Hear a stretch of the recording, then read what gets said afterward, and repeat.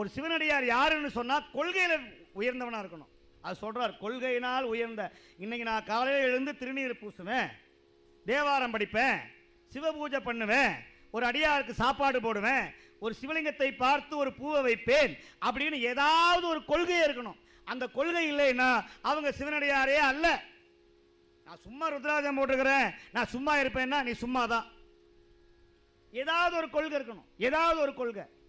நான் சுவாமிகிட்ட போய் சிவபுராணம் பாடிட்டு தான் இட்லி சாப்பிடுவேன். ஐயா, சிவபுராணம் பாடணும்னா 15 நிமிஷம் ஆகும். இப்போ ஏதாவது ஒரு தேவாரமாவது சொல்லிவிட்டுத்தான் நான் திருநீர் பூசித்தான் நான் உணவை அருந்துவேன்னு ஒரு கொள்கை இருக்கணும். அந்த கொள்கை நித்த நியமமாக இருக்கணும். எவ்வளவு துன்பம் வந்தாலும், எவ்வளவு சோதனை வந்தாலும், வீட்டில் காரியமே ஆனாலும் அந்த காரியத்தை செய்யாது தொண்டு செய்யாமல் இருக்கக்கூடாது. அப்படி இருந்தால் அவர்தான் உயர்ந்த சிவனடியார். அதற்கெல்லாம் முன்னோடி நாயன்மார்கள்.